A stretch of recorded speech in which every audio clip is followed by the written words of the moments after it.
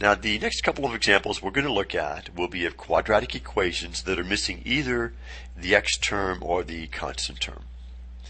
Now remember, what makes an equation quadratic is it has an x squared term. So as long as we have that term, it's fine if we're missing one or both of the other terms.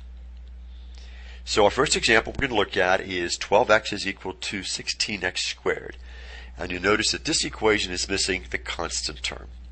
So what we can do is put the equation in standard form. And what I'm going to do is, to make the left-hand side 0, I would like to keep the x squared term positive because I think it'll be a bit easier in terms of factoring the equation in a moment. So what we'll have then will be 0 is equal to 16x squared minus 12x. And so what we'll do is to factor the equation, and you can see that we can pull out the greatest common factor of both terms, which is 4x. So we're left then with 4x minus 3 then is equal to 0, that product. And we'll set then each factor equal to 0. So we have 4x is equal to 0, or 4x minus 3 is equal to 0. And solving the first equation for x, we have x is equal to 0. And the second one, we have 4x is equal to 3, or x then is equal to 3/4. So our final answer then would be x is equal to 0, comma 3/4 would be a perfectly acceptable way to express the result.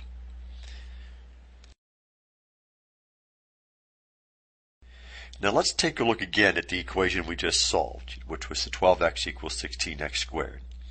Now remember that the solutions we came up with were x equals 0 or x is equal to 3/4.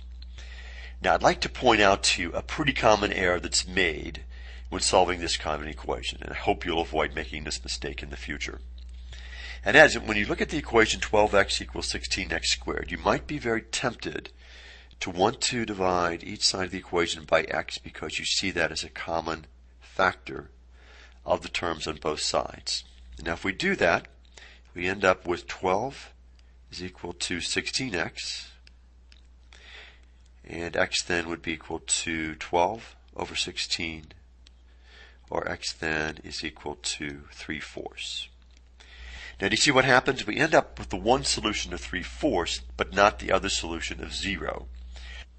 So in general, what you want to be careful to avoid is dividing each side of an equation by an expression containing the variable. If you do, then you would lose a potential solution to the equation. Now let's go back and look at the equation yet one more time.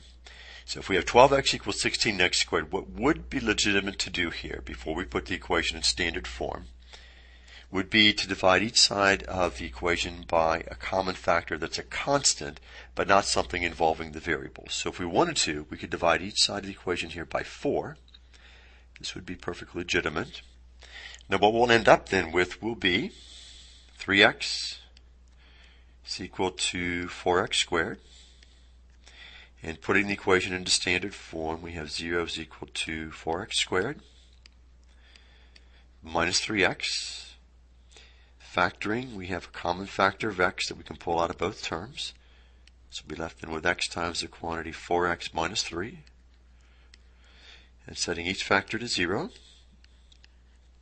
we have x is equal to 0, or 4x minus 3 is equal to 0. And then solving the second equation for x, 4x is equal to 3 then, or x is equal to 3/4. So this is a legitimate way to tackle the equation. If you want to divide each side of the equation by a constant factor that's in common to all terms, that's fine.